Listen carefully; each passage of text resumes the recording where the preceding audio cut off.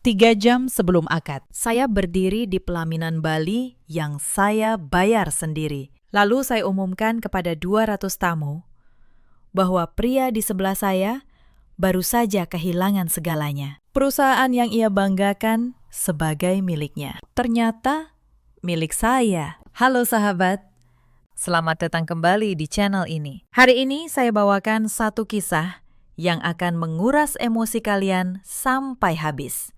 Tentang seorang perempuan yang dikhianati persis di ambang pernikahannya. Tentang pengkhianatan yang dibungkus senyum manis selama bertahun-tahun. Sebelum kita mulai, tekan tombol like dan subscribe. Tuliskan nama dan kota kalian di kolom komentar, biar kita saling kenal.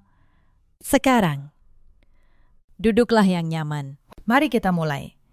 Nama saya Renata Wijaya, 36 tahun. Saya seorang arsitek, sekaligus pemilik sebuah grup pengembang properti di Jakarta. Sudah 12 tahun saya membangun semuanya dari nol. Saya terbiasa memegang kendali atas proyek bernilai ratusan miliar, atas ratusan karyawan, atas hidup saya sendiri. Sore itu, langit di kawasan Ubud berwarna jingga lembut. Saya berada di sebuah villa resort mewah di tepi tebing. Tempat akad nikah saya akan digelar 2 hari lagi. Aroma bunga Kamboja memenuhi udara. Seharusnya hati saya tenang. Namun entah mengapa, sore itu dada saya terasa sedikit lebih sesak. Di depan cermin besar, saya mengenakan kebaya pengantin berwarna gading. Dirancang khusus oleh perancang ternama. Sebuah mahakarya yang menelan biaya tidak sedikit. Tapi bagi saya, itu bukan masalah. Demi hari yang saya kira paling membahagiakan dalam hidup. Di sofa rotan dekat jendela, duduklah Galang, pria yang selama 4 tahun ini saya cintai. Senyumnya selalu berhasil meluluhkan saya. Ia tampak begitu tenang dalam setelan jas yang juga saya pesankan untuknya. Jam tangan di pergelangannya, sepatu kulit impor di kakinya. Semua dibeli dengan uang yang sama. Uang saya selama 4 tahun. Saya tidak pernah perhitungan kepadanya. Bagi saya, Galang adalah pria baik, sopan, perhatian, dan selalu mendukung karir saya. Bahkan ibunya, Bu Wandi, kerap memuji saya di depan kerabatnya. Meski Bu Wandi sering bersikap angkuh dan menganggap putranya pangeran paling berharga di dunia, saya selalu memaklumi. Karena saya pikir setelah menikah nanti, ibunya akan menjadi ibu saya juga. Kamu cantik sekali, sayang, kata Galang dengan suara beratnya yang lembut. Ia bangkit, menghampiri saya, lalu memeluk pinggang saya dari belakang. Bayangan kami terpantul di cermin. Tampak begitu serasi. Saya tersenyum, menyentuh punggung tangannya. Terima kasih. Aku juga tidak sabar menunggu hari kita. Galang mengecup pucuk kepala saya. Oh iya, sayang, aku ke belakang sebentar. Mau ambil dokumen vendor di mobil. Kamu lanjutkan saja fittingnya, ya. Ia melepaskan pelukannya. Lalu, seperti kebiasaannya, ia meletakkan ponselnya begitu saja di atas meja kaca dekat sofa dan berjalan keluar dari ruang rias. Saya kembali fokus pada detail payet di kebaya. Asisten perancang sibuk merapikan bagian bawah kain, memastikan saya tidak tersandung saat berjalan ke pelaminan nanti. Di tengah keheningan itu, layar ponsel Galang menyala terang. Sebuah pesan masuk. Getaran singkat memecah hening. Awalnya saya tidak berniat melihat. Sebagai pasangan, kami selalu menjaga privasi. Saya tidak pernah punya kebiasaan memeriksa ponsel Galang karena saya percaya sepenuhnya kepadanya. Namun posisi saya yang kebetulan berbalik untuk melihat punggung kebaya membuat mata saya tanpa sengaja menangkap sebuah nama di layar itu. Nama yang terasa sangat tidak asing. Tentu saja tidak asing, karena Olivia adalah manajer proyek di perusahaan saya sendiri. Olivia, perempuan muda, cerdas, lulusan arsitektur juga. Saya rekrut 3 tahun lalu saya promosikan cepat karena ia tampak berbakat. Ia tahu hampir semua jadwal saya, tahu rincian proyek saya. Bahkan sering saya minta menemani Galang mengurus keperluan vendor pernikahan jika saya terlalu sibuk. Tapi untuk apa Olivia mengirim pesan kepada calon suami saya di sore menjelang akad seperti ini? Hari ini seharusnya ia mengurus berkas serah terima proyek di kantor. Didorong rasa penasaran yang tiba-tiba menyeruak. Saya mendekati meja kaca itu. Jantung saya mulai berdetak lebih cepat. Seolah naluri saya sedang memberi sinyal bahaya. Layar itu masih menyala, menampilkan notifikasi yang isinya terbaca jelas tanpa harus membuka kunci. Mas Galang, aku sudah check-in di villa yang biasa, yang di tebing sebelah. Cepat kesini ya, aku kangen. Jangan sampai ketahuan sih, bos. Hihi. Seketika, napas saya tersangkut di tenggorokan. Darah saya seolah berhenti mengalir. Seluruh tubuh saya terasa dingin. Mata saya terbelalak menatap deretan kalimat itu. Kata-kata itu berputar di kepala saya seperti rekaman rusak. Villa yang biasa. Aku kangen. Jangan sampai ketahuan si bos. Si bos.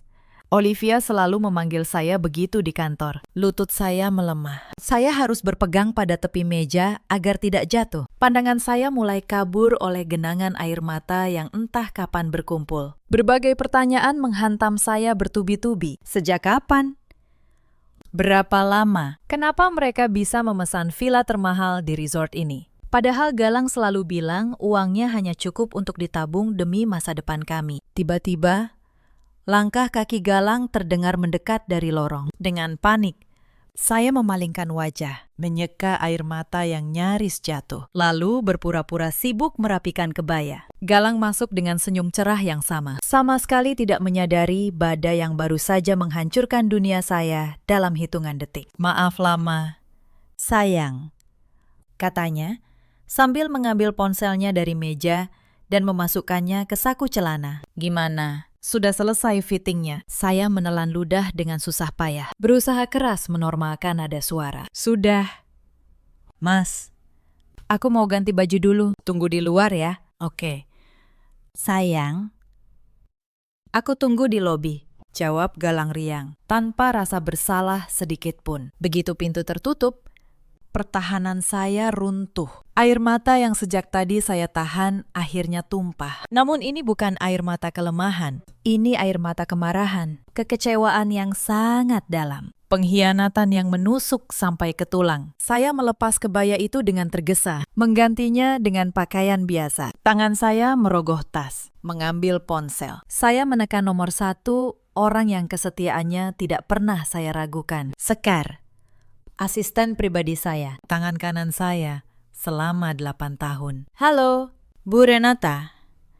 Ada yang bisa saya bantu? Suara Sekar terdengar profesional di seberang. Dengarkan saya baik-baik. Suara saya dingin, tajam.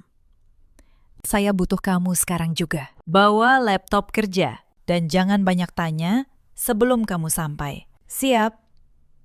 Bu, saya berangkat sekarang. Saya menutup telepon. Lalu saya menatap pantulan diri saya di cermin. Wajah yang tadi penuh bahagia, kini berubah menjadi sesuatu yang lain. Saya pernah membangun kerajaan dari puing. Saya tidak akan runtuh hanya karena 2 orang pengecut. Setengah jam kemudian, Sekar tiba dengan napas terburu. Bu, ada apa? Ibu pucat sekali. Saya menarik kursi. Duduk. Saya akan ceritakan satu hal. Dan setelah ini, kita akan bekerja sepanjang malam. Saya ceritakan semuanya. Pesan di ponsel itu. Nama, Olivia. Villa di tebing sebelah. Wajah Sekar mengeras. Tangannya mengepal di atas meja. Olivia, manajer proyek itu. Bu, biar saya datangi villa itu sekarang. Saya seret mereka berdua keluar. Jangan. Saya mencengkeram lengannya. Mendatangi mereka sekarang hanya akan jadi keributan murahan. Galang akan bersujud minta maaf. Olivia akan menangis memohon ampun. Lalu ibunya akan mencari 1000 alasan untuk membela putranya. Tidak. Kita tidak bermain dengan cara itu. Sekar menatap saya. Lalu kita harus bagaimana? Bu, 2 hari lagi ibu akad. Saya menyandarkan punggung ke kursi. Menarik napas panjang. Sebuah senyum tipis terbentuk di sudut bibir saya. Pikiran saya yang tadi kacau, kini menjadi sangat jernih. Biarkan mereka menikmati malam ini. Sekar, biarkan mereka merasa berada di puncak dunia. Saya menatap kosong ke arah jendela, karena 2 hari lagi, saya yang akan menentukan dari ketinggian berapa mereka jatuh. Saya tidak akan membatalkan pernikahan ini diam-diam. Jika Galang dan Olivia berani mempermainkan saya sejauh ini, maka saya akan memberi mereka panggung yang paling megah. Panggung untuk kehancuran mereka sendiri. Sekar, saya menoleh. Malam ini juga, hubungi tim legal. Kumpulkan semua dokumen kepemilikan aset yang saya beli atas nama Galang. Dan satu lagi, cari tahu semua aliran dana yang pernah masuk ke rekening Olivia selama 3 tahun terakhir. Sekar mengangguk pelan. Baik, Bu. Mulai sekarang, Saya bangkit. Kita main dengan cara mereka. Tapi, saya yang menentukan kapan permainannya selesai. Di luar, gerimis mulai turun membasahi kaca jendela. Seolah langit Bali ikut menangisi 4 tahun yang saya buang. Namun tidak ada lagi air mata yang menetes dari mata saya. Malam itu, di kamar resort, saya dan Sekar membuka laptop. Layar menyala dalam gelap. Satu-satunya cahaya di ruangan. Saya menarik kursi mendekat. Mulai dari aset. Sekar, tarik semua dokumen yang berkaitan dengan nama Galang. Jari Sekar menari di atas keyboard. Satu persatu berkas terbuka. Dan saya mulai membaca rincian dari hidup yang saya kira saya pahami sepenuhnya. Bu, kata Sekar pelan. Apartemen yang ditempati Pak Galang di kawasan Kemang. Sertifikatnya atas nama ibu. Pembayaran penuh 3 tahun lalu. Saya mengangguk. Saya ingat.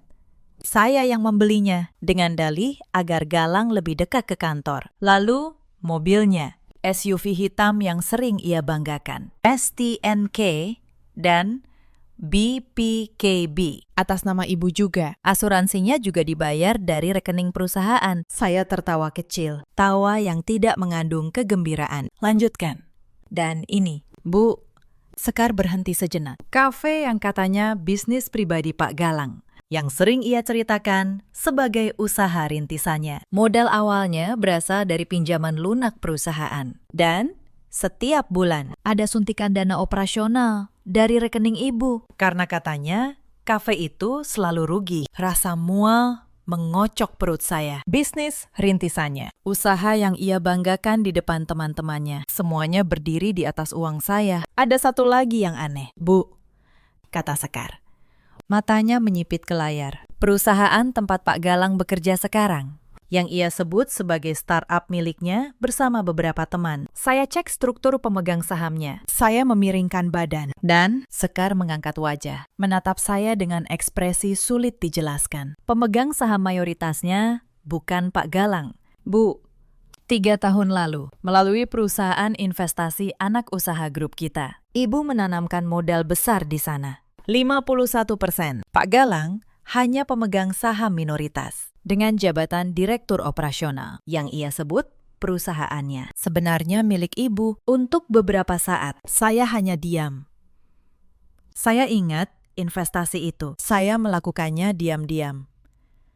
Sebagai hadiah masa depan. Saya ingin Galang merasa ia membangun sesuatu sendiri, tanpa tahu bahwa sayalah yang menopang fondasinya. Saya pikir itu cinta. Ternyata itu rantai yang saya pasang di pergelangan tangan saya sendiri. Jadi, kata saya pelan, pria yang malam ini sedang bermesraan dengan bawahan saya di villa yang dibayar dengan uang saya, sebenarnya bekerja di perusahaan saya, tinggal di apartemen saya, mengendarai mobil saya. Sekar menunduk. Begitulah, Bu. Saya menutup mata sejenak, lalu membukanya kembali. Sekarang, Olivia, buka data kepegawaiannya. Semua pengajuan dana. Semua aliran rekening. Sekar membuka folder baru, membaca, lalu wajahnya berubah. Bu, Olivia mengajukan dana bantuan karyawan 4 kali dalam 2 tahun. Totalnya 80 juta. Alasannya, untuk biaya operasi mata ibunya yang katanya hampir buta. Saya ingat pengajuan itu. Saya menyetujuinya tanpa ragu, karena saya iba. Karena saya percaya pada wajah polosnya. Tapi saya cek aliran dananya. Bu, Sekar menelan ludah. Uang itu tidak pernah masuk ke rumah sakit manapun. Dana itu ditransfer ke rekening sebuah pengembang. Uang muka untuk sebuah unit apartemen studio di gedung yang sama dengan apartemen Pak Galang. Saya mengepalkan tangan hingga buku-buku jari saya memutih. Operasi mata. Ibu yang hampir buta. Semua itu narasi murahan untuk memeras simpati saya. Dan saya, dengan bodohnya, menandatangani setiap pengajuan tanpa verifikasi. Karena saya terlalu percaya. Galang dan Olivia tidak hanya mengkhianati saya. Mereka merampok saya. Mereka menginjak kecerdasan saya tepat di bawah hidung saya sendiri. Masih ada lagi, Bu, kata Sekar. Suaranya nyaris berbisik. Saya telusuri transaksi kartu kredit tambahan yang Ibu titipkan ke Pak Galang. 3 bulan lalu, ada pembelian di butik perhiasan ternama. Sebuah kalung berlian, senilai 120 juta. Saya mengerutkan kening. Saya tidak pernah menerima kalung itu. Memang tidak. Bu, Sekar menelan ludah. Tapi saya ingat sesuatu saat acara ulang tahun perusahaan beberapa bulan lalu. Olivia memakai kalung berlian. Saat itu ia bilang, itu imitasi, beli di pasar malam. Ciri-cirinya persis sama dengan yang ada di tagihan ini. Saya tertawa, tawa yang sama sekali tidak mengandung kegembiraan. Hanya getir. Imitasi pasar malam yang dibayar dengan kartu kredit saya. 120 juta. Luar biasa. Sekar. Mereka bahkan memakai uang saya untuk menghias perempuan yang menikam saya. Sekar menunduk.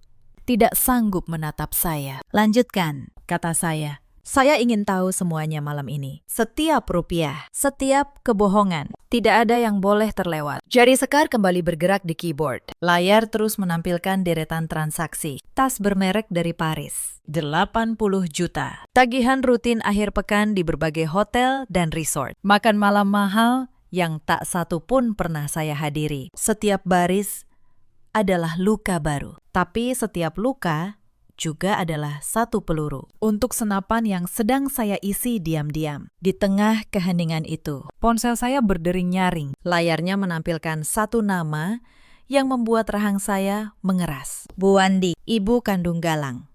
Saya menatap layar itu beberapa detik, membiarkannya berdering. Sekar menatap saya, seolah bertanya apakah saya akan mengangkatnya. Saya menarik napas panjang, merapikan raut wajah, mengubah nada suara menjadi seceria mungkin. Topeng pertama saya malam ini resmi saya kenakan. Halo, Bu. Assalamualaikum. Sapa saya lembut. Waalaikumsalam, Nak Renata. Suara Bu Wandi terdengar manis dibuat-buat. Ibu cuma mau tanya, persiapan akad sudah beres semua, kan? Ibu tidak sabar melihat kalian bersanding. Sudah beres semua, Bu, jawab saya. Tinggal menunggu hari bahagianya. Bagus, bagus. Oh ya, Nak, soal mahar dan seserahan kemarin. Ibu rasa kurang pantas kalau menantu sekaya kamu memberi seserahan sesederhana itu. Tetangga ibu bisa bicara macam-macam. Kamu kan punya. Tolong dilebihkan sedikit, ya. Demi nama baik keluarga Galang. Saya tersenyum di telepon. Sebuah senyum yang tidak bisa ia lihat. Tentu, Bu, saya akan pastikan semuanya pantas. Bahkan lebih dari yang ibu bayangkan. Nah, begitu. Memang, kamu menantu idaman. Ya sudah, istirahat ya, Nak. Sampai ketemu di hari akad. Iya, Bu. Sampai ketemu. Saya menutup telepon. Senyum di wajah saya luruh dalam sekejap. Sekar menatap saya. Bu, ibu kuat sekali bisa bicara seperti itu? Bukan kuat, Sekar. Saya meletakkan ponsel. Saya hanya sedang memastikan tirai panggung tidak terbuka terlalu cepat. Mereka mengira akan dapat menantu yang membayar semuanya. Biarkan mereka mengira begitu. Sampai detik terakhir, saya menatap layar laptop yang masih penuh angka. Sekar, satu hal lagi malam ini. Hubungi notaris kita, Pak Bram, dan minta tim CCTV Resort menyimpan rekaman lobi dan koridor Villa Tebing 2 hari ke belakang atas nama audit keamanan acara. Kita berhak meminta. Saya yang menyewa seluruh resort ini. Sekar mengangkat alis. Untuk apa rekaman itu? Bu, untuk memastikan saat tiba waktunya. Tidak ada yang bisa berkata, saya mengarang cerita. Saya menutup laptop pelan. Saya tidak butuh drama. Saya butuh bukti. Hitam di atas putih. Malam itu, saya tidak tidur. Saya duduk di balkon villa, menatap lampu-lampu resort yang berkelip di kegelapan. Di salah satu villa di tebing sebelah, 2 orang sedang merayakan kemenangan yang mereka kira sudah di tangan. Mereka tidak tahu, di seberang sana, seorang perempuan sedang menyusun setiap detail kejatuhan mereka. Esok paginya, saya bangun dengan kepala yang dingin. Hari pertama dari 2 hari terakhir sebelum akad. Hari yang seharusnya saya habiskan untuk gladi resik dan pengajian keluarga. Dan saya berniat menghadirinya dengan senyum yang sempurna. Mobil saya tiba di resort pukul 9. Keluarga Galang sudah berkumpul di aula. Bu Wandi duduk di tengah, dikelilingi kerabat. Dengan perhiasan emas berlebihan di sekujur tubuhnya, Galang berdiri di sampingnya, mengenakan kemeja yang saya belikan minggu lalu. Begitu melihat saya, ia tersenyum lebar dan menghampiri. "Sayang, kamu sudah datang. Aku kangen," katanya. Mencium pipi saya. Saya membalas senyumnya. Sempurna. "Aku juga." "Mas, semalam tidurmu nyenyak." "Nyenyak sekali," jawabnya tanpa ragu. Aku langsung tidur begitu sampai apartemen. Saya menahan tawa di dalam dada. Apartemen. Tentu saja, saya tahu persis di mana ia tidur semalam dan dengan siapa. Tapi saya hanya mengangguk. Bagus. Hari ini hari penting. Di sudut aula, saya melihatnya. Olivia. Mengenakan gaun yang anggun. Sibuk berpura-pura mengatur vendor dekorasi. Ia tersenyum sopan saat mata kami bertemu. "Selamat pagi, Bu Renata."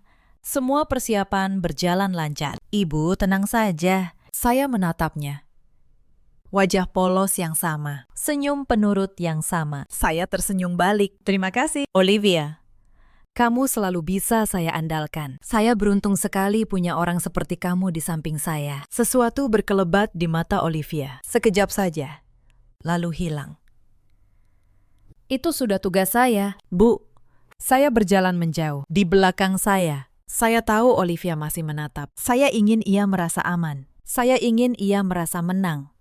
Karena semakin tinggi mereka merasa berdiri, semakin keras suara mereka jatuh nanti. Sambil berjalan, ingatan saya melayang ke belakang, ke tanda-tanda yang dulu saya abaikan. Selama setahun terakhir, Galang sering menolak jika saya ajak mampir ke kafenya, selalu dengan alasan sedang ada renovasi. Saya percaya begitu saja, padahal mungkin di balik pintu kafe itu ada hal-hal yang tidak ingin ia tunjukkan kepada saya. Olivia pun begitu. Ia kerap minta izin pulang lebih awal dengan alasan menemani ibunya terapi mata di rumah sakit. Saya selalu mengizinkan. Bahkan, saya beri ia bonus tambahan karena saya kagum pada baktinya. Padahal, terapi itu tidak pernah ada. Yang ada hanyalah pertemuan-pertemuan rahasia dengan pria yang seharusnya menjadi suami saya. Saya teringat satu sore, beberapa bulan lalu.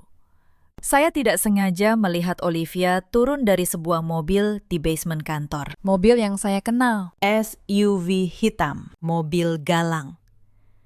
Saat itu, saya bertanya, dan Olivia menjawab dengan tenang, bahwa Pak Galang kebetulan lewat dan menawarinya tumpangan. Karena mereka searah, saya percaya.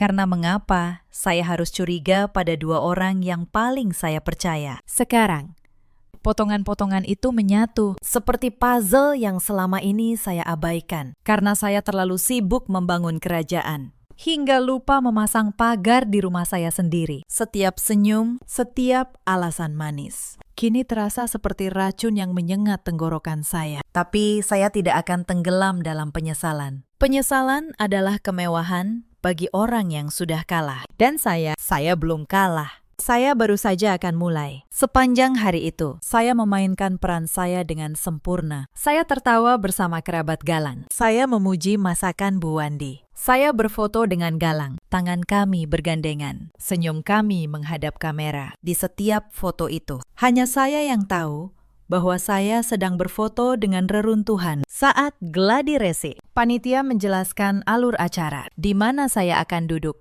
di mana Galang akan menanti, kapan penghulu akan naik ke pelaminan. Saya mendengarkan dengan saksama, lalu saya mengangkat tangan. "Maaf, satu permintaan," kata saya. Saya ingin ada satu sesi sambutan singkat dari saya sebelum akad. Sekedar ucapan terima kasih kepada para tamu. Tolong siapkan mikrofon dan layar proyektor besar di belakang pelaminan. Panitia mencatat. Galang menoleh. Sedikit heran. Sambutan. Sayang, Tidak biasanya kamu suka tampil. Saya tersenyum kepadanya. Hari ini istimewa. Mas, aku ingin semua orang tahu betapa berartinya hari ini bagiku. Aku ingin mengatakannya langsung, di depan semua orang. Galang tersenyum bangga. Tentu saja, kamu memang luar biasa. Ia tidak tahu, layar proyektor itu bukan untuk ucapan terima kasih. Layar itu adalah panggung penghakiman. Malam menjelang akad, saya kembali bekerja dengan tim legal melalui sambungan video. Pak Bram, notaris saya, sudah menyiapkan semuanya. Dokumen kepemilikan apartemen, mobil, surat-surat saham perusahaan, salinan rekening kafe, dan berkas aliran dana Olivia. Semua tersusun rapi dalam satu map. Dan satu lagi, rekaman CCTV resort. Galang dan Olivia berjalan beriringan menuju villa tebing. Tangan Galang merangkul pinggangnya. Jelas, tidak terbantahkan. Bu, kata Pak Bram dari layar. Secara hukum, semua aset ini memang atas nama ibu. Pembekuan akses Pak Galang ke fasilitas perusahaan bisa dilakukan kapan saja ibu perintahkan. Pemberhentian dari jabatan direktur operasional juga sah, karena ibu pemegang saham mayoritas. Soal Olivia, aliran dana fiktif itu masuk kategori penyalahgunaan dana bantuan dengan keterangan palsu. Bisa dibawa ke ranah pidana. Saya mengangguk.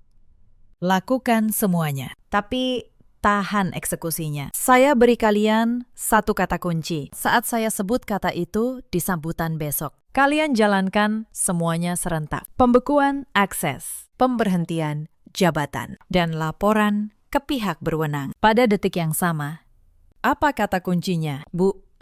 Saya menatap layar. Saat saya bilang, saya ingin memperkenalkan investor sesungguhnya di balik semua ini. Itu aba-abanya. Pak Bram mengangguk. Dimengerti. Bu, saya menutup sambungan. Lalu, saya berjalan ke jendela. Tapi malam itu belum berakhir. Karena mereka belum tahu betapa banyak yang sudah saya pegang di tangan. Pagi berikutnya, di sela gladi racing, saya menyaksikan sebuah pertunjukan kecil. Galang berdiri di tengah kerabatnya, bercerita dengan dada membusung. Perusahaan saya tahun ini ekspansi ke 3 kota, katanya. Saya yang merintisnya dari nol. Memang berat jadi pengusaha muda, tapi hasilnya sepadan. Kerabatnya manggut-manggut kagum. Bu Wandi tersenyum bangga, menepuk lengan putranya. Anak ibu memang hebat. Calon menantu ibu beruntung sekali dapat suami sesukses Galang. Saya berdiri tidak jauh dari sana, memegang gelas air mineral, mendengar setiap kata. Perusahaan saya yang merintisnya. Saya tersenyum kecil ke dalam gelas. Di kepala saya, deretan angka pemegang saham berputar. 51%. Tapi saya tidak berkata apa-apa. Saya hanya menyimpan kalimat itu. Untuk saya putar ulang di hadapan mereka semua. 2 hari lagi. Siang itu, saat saya hendak meninjau dekorasi pelaminan, ponsel saya berdering. Sekar. Dengan suara yang ditahan. Bu, ada masalah di kantor. File presentasi proyek Bandara Timur tiba-tiba terhapus dari server bersama. Klien minta presentasi besok pagi. Ini proyek 500 miliar. Bu, saya mengernyit. Terhapus. Siapa yang terakhir mengaksesnya? Hening sejenak. Log system menunjukkan akun Olivia. Bu, 2 jam lalu. Sebelum dia berangkat ke Bali, saya menggenggam ponsel lebih erat. Olivia. Manajer proyek yang seharusnya menjaga file itu seperti nyawanya sendiri. Saya tahu betul, ini bukan kebetulan. Ia ingin saya sibuk. Ia ingin saya panik mengurus proyek, agar saya tidak punya waktu memperhatikan apa yang terjadi di belakang saya. Tapi ia salah perhitungan. Saya tidak lagi perempuan yang bisa dialihkan perhatiannya. Sekar, kata saya, tenang. Pulihkan dari cadangan otomatis kemarin malam. Server kita punya salinan setiap 12 jam. Lalu catat baik-baik tindakan ini. Penghapusan file proyek bernilai ratusan miliar dengan sengaja oleh seorang karyawan. Itu bukan hanya pengkhianatan pribadi, itu sabotase perusahaan. Baik, Bu, Saya simpan semua lognya. Saya menutup telepon. Satu lapis bukti lagi. Masuk ke dalam map saya. Olivia mengira ia sedang menggali kubur untuk saya. Padahal ia sedang menggali kuburnya sendiri. Satu sekop demi satu sekop. Sore harinya, Bu Wandi menghampiri saya di taman resort. Wajahnya manis dibuat-buat, tapi matanya berkilat oleh sesuatu yang lain. Nak Renata, ibu mau bicara sebentar. Saya mempersilakannya duduk. Tentu. Bu, ada apa? Begini. Nak, Bu Wandi memainkan cincin emas di jarinya. Setelah kalian menikah nanti, kan Galan jadi kepala keluarga. Sudah sepantasnya rumah dan beberapa aset diatasnamakan dia juga. Biar dia merasa dihormati sebagai laki-laki. Ibu dengar, apartemen Kemang itu masih atas nama kamu. Tidak enak dilihat orang. Nak, suami kok numpang di rumah istri? Saya menatapnya untuk sesaat. Saya hampir tertawa. Mereka sudah mengincar aset saya, bahkan sebelum akad. Mereka ingin saya menandatangani peralihan nama, agar saat semuanya terbongkar nanti, mereka sudah memegang hitam di atas putih. Skema yang rapi, tapi terlambat 2 hari. Ibu benar sekali, jawab saya dengan senyum termanis yang saya punya. Saya akan urus semua peralihan nama itu. Bahkan, saya sudah menyiapkan dokumennya. Akan saya tunjukkan di hari akad nanti. Di depan semua orang, biar sah dan disaksikan banyak saksi. Mata Bu Wandi berbinar. Nah, begitu dong. Kamu memang menantu idaman. Nah, ia tidak tahu.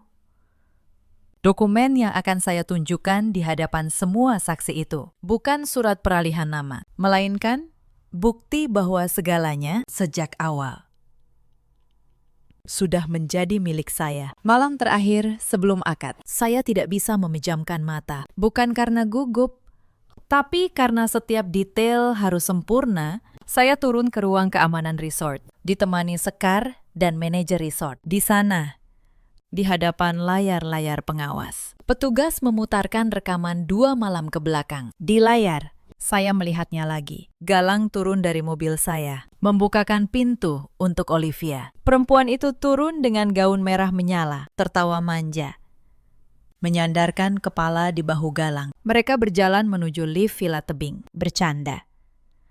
Seolah dunia hanya milik mereka berdua. Saya menatap layar itu tanpa berkedip. Dada saya sesak, tapi saya tidak menangis. Air mata saya sudah habis di butik 2 malam lalu. Yang tersisa kini hanya ketenangan seorang yang tahu persis apa yang akan ia lakukan. Simpan rekaman ini, kata saya kepada manajer resort. Saya butuh salinannya pagi ini juga, atas nama audit keamanan acara. Saya yang menyewa seluruh resort. Itu hak saya. Manajer mengangguk. Sekar menyalin file itu ke perangkat saya. 1 keping terakhir dari teka-teki kini tergenggam. Saya kembali ke kamar saat langit mulai membiru. Saya duduk di tepi ranjang, memandang kebaya gading yang tergantung di sudut ruangan. Besok, kebaya itu akan saya kenakan. Bukan untuk menikah, tapi untuk menutup sebuah babak dan membuka babak yang baru. Esok pagi, semua topeng akan dilepas. Bukan topeng saya, tapi topeng mereka. Hari akad tiba. Pagi di tebing Ubud begitu cerah. Resort dihiasi rangkaian bunga. Kursi-kursi tamu tertata rapi menghadap pelaminan dengan latar belakang lembah hijau dan langit biru. 200 tamu mulai berdatangan. Kerabat, rekan bisnis, pejabat, dan para sahabat. Semua mengira mereka datang ke sebuah pernikahan. Saya mengenakan kebaya gading itu lagi. Di cermin, saya menatap diri saya. Hari ini, saya bukan pengantin. Hari ini, saya adalah hakim. Sekar berdiri di belakang saya, memegang map berisi semua bukti. Bu, bisik Sekar. Ibu yakin? Saya tidak pernah seyakin ini, jawab saya. Galang sudah menunggu di pelaminan, tampan dalam setelan jasnya. Bu Wandi duduk di barisan depan, tersenyum bangga. Perhiasan emasnya berkilauan, tertimpa matahari. Dan di sisi panggung, Olivia berdiri, mengawasi jalannya acara dengan papan catatan di tangan. Wajah penurut yang sempurna. Penghulu naik ke pelaminan. Suasana hening. Pembawa acara mengumumkan bahwa sebelum akad dimulai, Mempelai wanita ingin menyampaikan sambutan singkat. Saya berjalan ke tengah panggung, mikrofon di tangan. Di belakang saya, layar proyektor besar menyala. Masih kosong. Saya menatap 200 wajah yang menanti. Lalu, saya mulai bicara. Terima kasih kepada semua yang hadir hari ini. Kalian datang dari jauh untuk menyaksikan apa yang kalian kira adalah hari paling bahagia dalam hidup saya. Saya berhenti sejenak, tersenyum.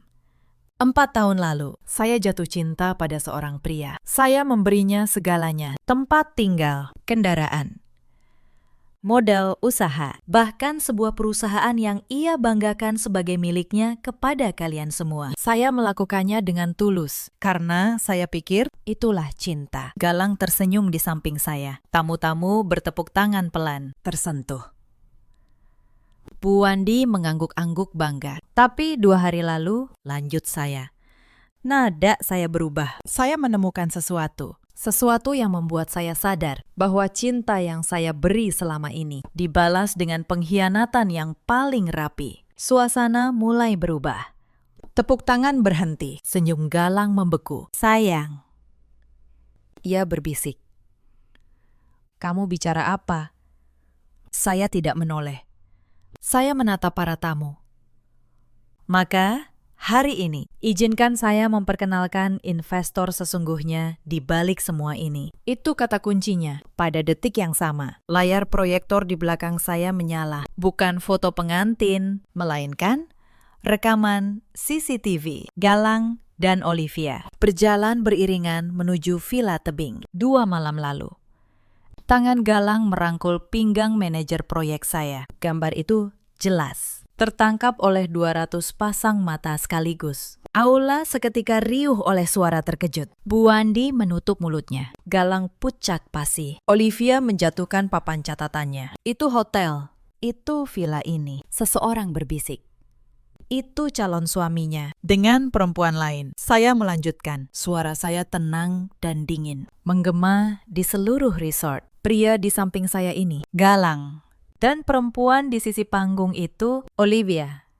Manajer proyek di perusahaan saya. Mereka menjalin hubungan di belakang saya. Dengan uang saya. Di villa yang saya bayar. Renata.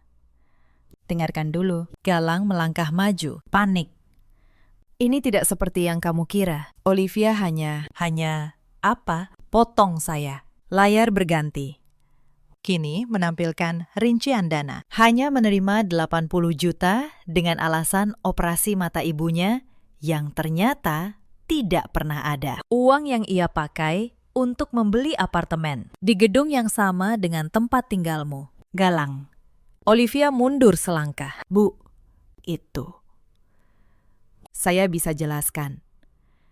Tidak perlu. Saya menatapnya. Saya sudah punya semua penjelasannya. Hitam di atas putih. Bu Wandi bangkit dari kursinya. Suaranya bergetar. Ini fitnah. Anak saya tidak mungkin. Saya menoleh kepadanya. Bu Wandi. Apartemen tempat putra ibu tinggal. Atas nama saya. Mobil yang ia banggakan. Atas nama saya. Kafe yang katanya usahanya, modal dan operasionalnya dari rekening saya, dan perusahaan yang ia sebut miliknya kepada ibu dan semua kerabat. Saya berhenti. 51% sahamnya milik saya. Galang hanya seorang direktur operasional, karyawan, di perusahaan saya. Bu Wandi terhuyung, jatuh kembali ke kursinya. Wajahnya yang tadi angkuh, kini sepucat kertas. Ia baru saja menyadari gaya hidup mewah yang ia pamerkan lenyap dalam hitungan menit. Saya mengangkat ponsel, mengetik satu pesan ke tim legal. Lalu saya menatap Galang dan mengenai jabatanmu di perusahaan. Galang, selamat. Kamu baru saja menandatangani surat pengunduran dirimu sendiri dengan pengkhianatan ini. Akses kartu, mobil, dan apartemenmu sudah dibekukan sejak 1 menit yang lalu. Saat ini, tim saya sedang mengosongkan unit yang kamu tempati. Galang jatuh berlutut di pelaminan. Renata, tolong. Aku salah. Beri aku kesempatan. Aku mencintaimu. Saya menatapnya dari atas. Pria yang 2 hari lalu masih saya kira pelabuhan terakhir saya. Kamu tidak pernah mencintai saya. Galang. Kamu mencintai apa yang bisa saya beri. Dan hari ini, saya cabut semuanya. Saya berbalik menghadap tamu, mengangkat dagu. Saya mohon maaf atas ketidaknyamanan ini, tapi saya menolak menikahi seorang pria yang memelihara ular di dalam rumah saya. Akad hari ini. Resmi, saya batalkan. Saya meletakkan mikrofon, lalu berjalan turun dari pelaminan dengan kepala tegak. Di belakang saya, suara mulai pecah. Galang meratap. Bu Wandi menangis sambil menyebut nama putranya. Olivia mencoba menyelinap keluar lewat pintu samping. Tapi, 2 petugas keamanan yang sudah saya siapkan menghadang langkahnya. Sekar berdiri di sana, menunggunya. Dengan map bukti di tangan. Olivia, kata Sekar tenang.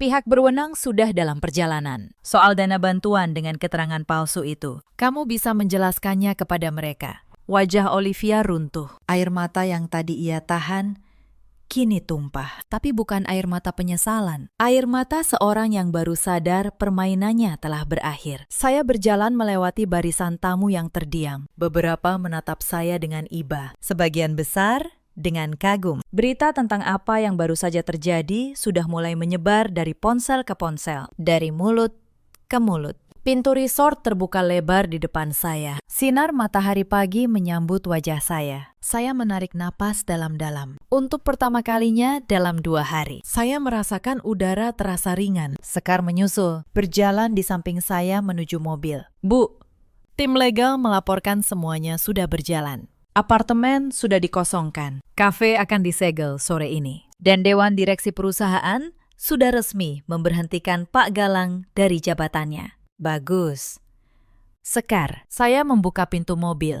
Pastikan tidak ada satupun aset saya yang tertinggal di tangan mereka. Tidak satu sendok pun. Saya masuk ke mobil, menatap resort mewah itu melalui jendela. Gedung yang seharusnya menjadi saksi kebahagiaan saya, kini menjadi monumen runtuhnya sebuah kebohongan yang dibangun selama 4 tahun. Pak Darto, sopir saya, memutar kemudi dengan tenang, membawa mobil menjauh dari kerumunan yang mulai dipenuhi tamu yang berbisik dan beberapa wartawan yang entah dari mana mencium adanya skandal besar pagi itu. Di perjalanan, ponsel saya berdering tanpa henti. Puluhan pesan masuk. Ada satu dari Bu Wandi, memohon ampun dengan kata-kata yang sangat memelas. Jauh berbeda dari nada angkuhnya kemarin. Saya membacanya sekilas, lalu memblokir nomornya. Tidak ada lagi ruang bagi orang-orang seperti mereka untuk kembali masuk ke hidup saya. Sore itu, saya sudah kembali di kantor pusat di Jakarta. Saya masih mengenakan riasan akad. Namun kebaya sudah saya ganti dengan blazer kerja di dalam mobil. Para karyawan yang melihat saya datang, menatap dengan rasa hormat yang luar biasa. Berita keberanian saya di pelaminan ternyata sudah menyebar lebih cepat dari pesawat yang membawa saya pulang. Sekar masuk ke ruangan saya, membawa dokumen terakhir. Bu, prosesnya sudah berjalan. Olivia memberikan pengakuan awal kepada pihak berwenang, dan ia menyeret nama Pak Galang dalam skema pemalsuan keterangan dana itu. Mereka tidak akan bisa mengelak lagi. Saya mengangguk. Pastikan semua proses berjalan sampai tuntas. Saya tidak ingin ada perempuan lain yang menjadi korban kelicikan mereka. Satu lagi, Bu. Sekar meletakkan sebuah berkas. Soal perusahaan tempat Pak Galang dulu bekerja. Karena ibu pemegang saham mayoritas. Dewan Direksi sudah resmi mengangkat manajemen baru. Perusahaan tetap berjalan, hanya tanpa dia. Saya tersenyum tipis. Bagus, biarkan ia tahu bahwa kerajaan yang ia kira ia bangun tidak pernah jadi miliknya sedikit pun. Sekar mengangguk, lalu pamit keluar. Beberapa menit kemudian, ponsel saya bergetar lagi. Sebuah nomor tak dikenal. Saya tahu siapa itu. Galang. Dari ponsel baru. Karena nomornya yang lama sudah saya blokir, pesannya panjang. Penuh permohonan. Ia bilang ia hilaf. Ia bilang Olivia yang menggodanya. Ia bilang ia masih mencintai saya dan akan melakukan apapun untuk memperbaiki keadaan. Saya membaca pesan itu sampai habis, tanpa emosi. Lalu saya mengetik satu balasan singkat. Kamu tidak kehilangan cinta saya, Galang. Kamu kehilangan akses ke dompet saya. Dan itu yang sebenarnya kamu tangisi. Saya mengirimnya, lalu memblokir nomor itu juga. Tidak ada lagi ruang untuk mereka. Pintu sudah saya tutup dan saya tidak berniat membukanya lagi. Saya berdiri, berjalan ke jendela besar di ruangan saya, menatap cakrawala kota Jakarta yang mulai menguning oleh senja. Saya teringat masa-masa ketika saya benar-benar mencintai Galang. Bagaimana saya dengan tulus ingin berbagi segalanya dengannya. Namun pengkhianatan ini memberi saya pelajaran paling berharga, bahwa cinta tidak boleh membuat seseorang menjadi buta. Buta pada logika dan buta pada kenyataan. Di atas meja saya masih ada satu foto. Foto pertunangan saya dengan Galang dalam bingkai perak. Saya mengambilnya, menatapnya sejenak. Lalu dengan tenang, saya melepas foto itu dari bingkainya, merobeknya menjadi dua, dan membuangnya ke tempat sampah. Pintu masa lalu saya telah tertutup rapat, dan kuncinya kini hanya ada di tangan saya. Hari ini saya kehilangan seorang calon suami, tapi saya menemukan kembali diri saya yang sejati. Saya bukan lagi perempuan yang bisa dimanipulasi oleh kata-kata manis. Saya adalah pemegang kendali atas kebahagiaan saya sendiri. Cerita ini mengajarkan kita satu hal, bahwa kebaikan tidak boleh menjadi alasan untuk berhenti waspada. Jangan pernah memberikan seluruh kepercayaan tanpa menyisakan sedikit kewaspadaan. Dan jangan pernah membiarkan cinta membuat kita lupa pada harga diri sendiri. Ada banyak perempuan di luar sana yang seperti saya dulu, yang bekerja keras membangun segalanya, lalu menyerahkan semuanya kepada orang yang salah atas nama cinta. Jika kalian merasa ada yang tidak beres, percayalah pada naluri kalian. Naluri jarang berbohong. Ada juga banyak pria seperti Galang yang pandai berkata manis, namun hidup dari keringat orang lain, sambil menganggapnya sebagai prestasi diri sendiri. Mereka membangun citra di atas pondasi yang bukan milik mereka, lalu lupa bahwa pemilik pondasi bisa merobohkan semuanya kapan saja. Dan ada pula orang-orang seperti Olivia yang berpura-pura lugu dan menyedihkan demi menyusup ke dalam kepercayaan kita. Mereka memakai topeng korban, padahal merekalah pemangsa yang sebenarnya. Saya pernah menjadi perempuan yang memberi tanpa batas, yang mengira cinta diukur dari seberapa banyak yang kita korbankan. Tapi sekarang, saya tahu, memberi tanpa kewaspadaan bukanlah cinta. Itu hanya kelemahan yang menunggu untuk dimanfaatkan. Cinta yang sehat tidak meminta kita kehilangan diri sendiri. Galang kini kehilangan semuanya. Apartemen, mobil, jabatan, dan nama baiknya. Olivia harus mempertanggungjawabkan perbuatannya di hadapan hukum. Bu Wandi, yang dulu begitu angkuh, kini hidup dalam bisik-bisik tetangga yang dulu ia banggakan. Dan saya bangkit. Lebih kuat, lebih waspada, dan jauh lebih bebas. Kunci kebahagiaan saya mulai hari itu tidak akan pernah lagi saya titipkan ke tangan siapapun. Dalam hidup, kita selalu punya pilihan untuk tetap menjadi korban atau bangkit menjadi penentu takdir sendiri. Saya memilih yang kedua, dan saya tidak pernah sekalipun menyesalinya. Karena di hari saya kehilangan seorang calon suami, saya justru menemukan kembali seseorang yang jauh lebih berharga. Diri saya sendiri. Bagaimana menurut kalian? Apakah yang saya lakukan terlalu kejam atau justru setimpal? Ceritakan pendapat dan kisah kalian di kolom komentar. Terima kasih sudah menemani sampai akhir. Sampai jumpa di kisah berikutnya, sahabat semua. Malam itu seharusnya menjadi perayaan 10 tahun pernikahan kami. Tapi saat aku membuka laci meja kerja Damar, aku menemukan 2 tiket pesawat ke Bali, kelas bisnis. Untuk 2 orang. 1 tiket atas namanya. 1 lagi atas nama perempuan yang tidak pernah kukenal. Suamiku berencana membawa perempuan itu berbulan madu di hari ulang tahun pernikahan kami sendiri. Dengan uang, dengan dusta, dengan keyakinan bahwa aku terlalu sibuk untuk curiga. Dia keliru besar. Karena ketika mereka berdua sudah duduk di ruang tunggu bandara, koper siap, paspor di tangan, aku sudah menyiapkan sesuatu yang akan mereka ingat seumur hidup. Halo semuanya. Selamat datang kembali di kanal cerita ini, tempat di mana setiap luka berubah menjadi pelajaran dan setiap pengkhianatan menemukan balasannya pada waktu yang tepat. Tuliskan di kolom komentar. Dari kota mana kalian menyimak kisah ini? Jika cerita ini menyentuh hati kalian, jangan lupa dukung dengan like dan subscribe. Mari kita mulai. Namaku Renata Kusuma, 34 tahun, pemilik sekaligus direktur sebuah rumah produksi busana muslim yang kubangun dari nol di kawasan Bintaro, Jakarta Selatan. 10 tahun lalu, aku memulai semuanya dari satu mesin jahit bekas dan modal 15 juta hasil tabunganku sendiri. Hari ini, ada lebih dari 80 karyawan yang menggantungkan hidup pada perusahaan itu. Omset kami menembus miliaran setiap bulan.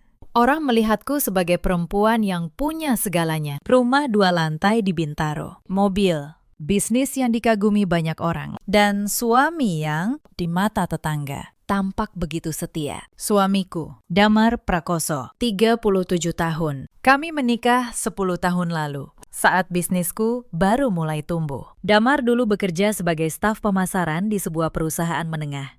Gajinya cukup, tapi tidak istimewa. Ketika bisnisku membesar, aku menariknya masuk. Kuberi dia jabatan manajer operasional di perusahaanku. Kuberi dia mobil. Kuberi dia gaji yang jauh lebih besar daripada yang pernah ia dapat sebelumnya. Aku melakukan itu semua karena cinta. Karena aku percaya suami istri harus tumbuh bersama. Aku tidak pernah menyangka kepercayaan itulah yang kelak menjadi pisau yang menusukku dari belakang. Tahun-tahun pertama pernikahan kami terasa hangat. Damar pria yang penuh perhatian. Ia selalu menyempatkan pulang untuk makan malam. Ia ingat tanggal-tanggal penting. Ia memujiku di depan teman-temannya. Kami belum dikaruniai anak. Dokter bilang, tidak ada yang salah pada kami berdua. Hanya saja, belum waktunya. Aku menerima itu dengan lapang. Aku punya pekerjaan yang kucintai dan suami yang kupikir mencintaiku. Tapi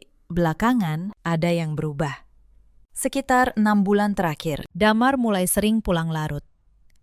Alasannya selalu sama, lembur, rapat dengan klien, mengantar barang keluar kota. Awalnya, aku percaya. Sebagai sesama orang bisnis, aku paham betul rasanya dikejar tenggat. Tapi perlahan, aku mulai mencium hal-hal kecil yang ganjil. Aroma parfum perempuan dikerah ke mejanya. Wangi bunga yang manis, yang tidak pernah kupakai. Ponselnya yang kini selalu ia balik di atas meja. Layar menghadap ke bawah. Tawanya yang berbeda saat mengetik pesan tengah malam di sudut ruangan.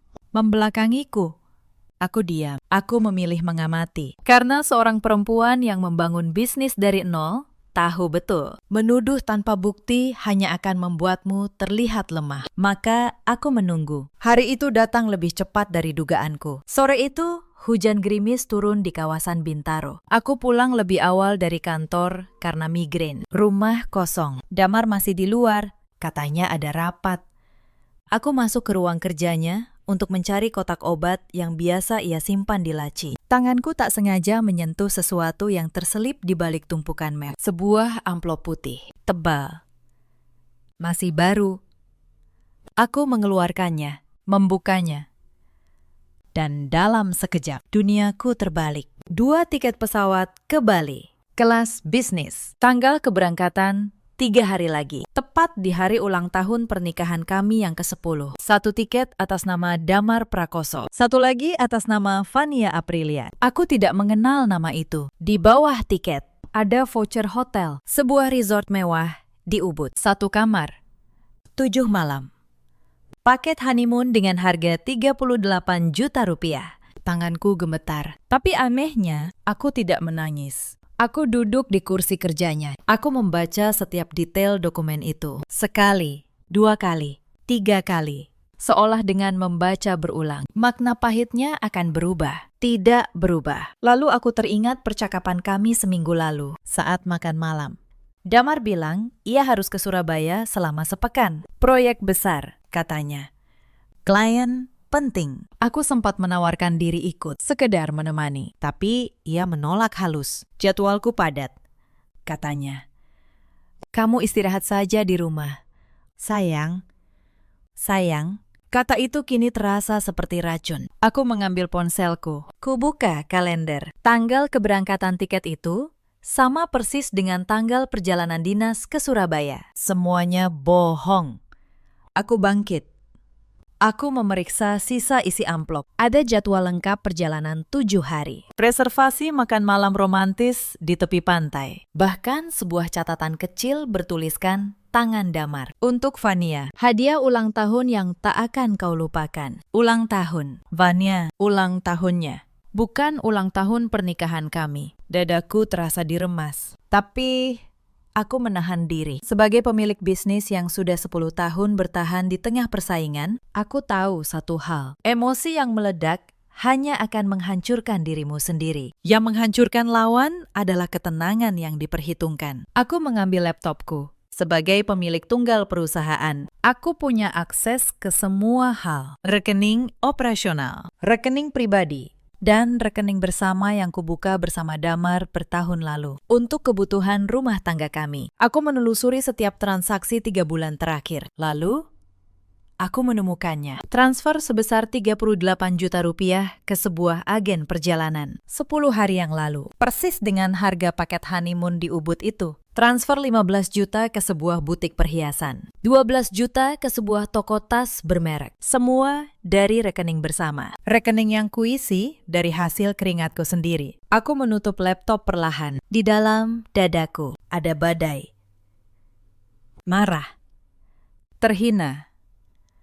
Dikhianati dengan cara yang paling keji. Bukan hanya tubuhnya yang ia berikan pada perempuan lain, tapi juga uangku. Kepercayaanku, 10 tahun hidupku, tapi aku tidak menangis. Aku sudah melewati fase menangisi masalah. Sekarang aku berada di fase menyelesaikannya. Dan ada satu hal yang Damar lupa. Satu hal yang akan mengubah segalanya. Malam itu, aku duduk lama di ruang kerja yang gelap. Sampai akhirnya ku dengar mobil Damar masuk ke halaman. Aku menyambutnya dengan senyum. Senyum yang sama seperti 10 tahun terakhir. Capek?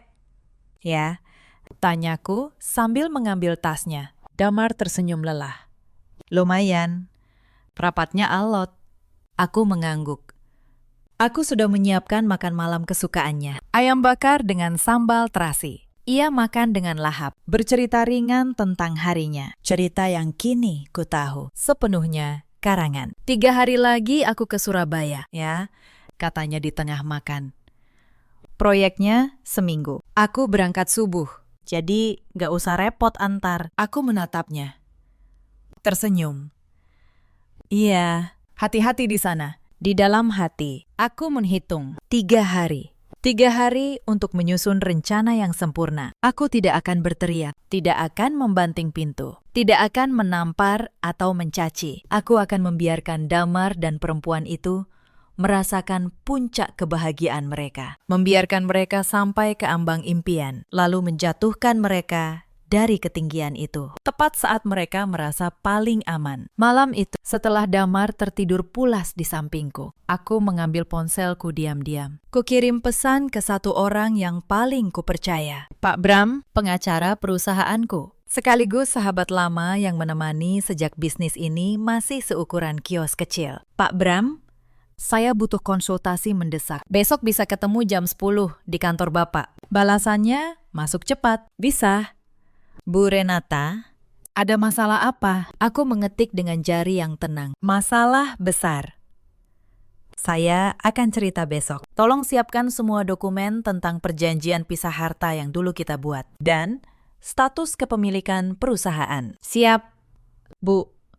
Sampai besok. Aku meletakkan ponsel, menatap langit-langit kamar. Damar mendengkur halus di sebelahku, tidur tanpa beban. Tanpa tahu bahwa istrinya sedang menyusun setiap langkah dengan ketelitian seorang akuntan. Keesokan paginya, aku berangkat seperti biasa. Damar bahkan mencium keningku sebelum aku pergi. Aku membalasnya dengan senyum yang sempurna. Pukul 10, aku tiba di kantor Pak Bram di kawasan Kuningan. Pak Bram, pria parubaya, berkacamata, menyambutku dengan map tebal, sudah tersusun di meja. Ini semua dokumen yang Ibu minta, katanya.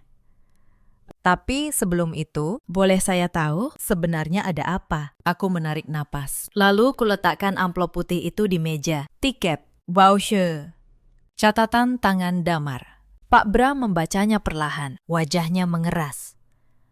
Astagfirullah. Bu Renata, ini. Saya sudah tahu. Pakistan. Potongku tenang. Saya tidak kesini untuk menangis. Saya kesini untuk memastikan satu hal. Aku menunjuk map di meja. Perjanjian pisah harta yang kita buat sebelum menikah. Itu masih sah, kan? Pak Bram membuka map, mengangguk. Sah sepenuhnya. Bu, ditandatangani di hadapan notaris 10 tahun lalu. Semua aset yang ibu miliki sebelum dan selama pernikahan Atas nama ibu sendiri adalah harta bawaan dan harta pribadi ibu, bukan harta bersama. Aku tersenyum tipis. Inilah satu hal yang Damar lupa. Dulu, saat kami akan menikah, ayahku yang seorang pengusaha tua bersikeras agar aku membuat perjanjian pisah harta. Kamu yang membangun bisnis ini. Nak, kata ayahku waktu itu, lindungi apa yang kamu bangun. Cinta itu indah, tapi hitam di atas putih itu yang menjaga masa depanmu. Saat itu Damar setuju tanpa banyak bertanya. Ia bahkan tertawa. Aku menikahimu karena cinta, Pren, Bukan karena bisnismu. 10 tahun kemudian, aku bersyukur pada mendiang ayahku. Pak Bram, kataku. Perusahaan, rumah, Bintaro, 2 mobil. semua deposito. Semuanya atas nama saya, kan? Betul. Bu, 100%. Damar hanya karyawan di perusahaan ibu dengan jabatan manajer operasional. Secara hukum, ia tidak punya hak kepemilikan apapun atas aset ibu. Aku mengangguk pelan. Di dalam kepalaku, rencana mulai tersusun rapi, satu persatu. Lalu rekening bersama kami. Pakistan. Rekening bersama bisa ibu tutup kapan saja karena ibu pemegang rekening utama. Saldo di dalamnya, secara teknis, berasal dari pemasukan ibu. Ibu berhak penuh atasnya. Aku menutup map itu. Baik, saya butuh 3 hal. Pakistan. Pertama, siapkan surat pemberhentian Damar dari perusahaan. Efektif, segera, dengan dasar pelanggaran etika. Kedua, siapkan dokumen gugatan cerai dengan bukti perselingkuhan ini. Ketiga, aku berhenti sejenak. Ketiga, saya ingin semua dilakukan tepat di hari mereka.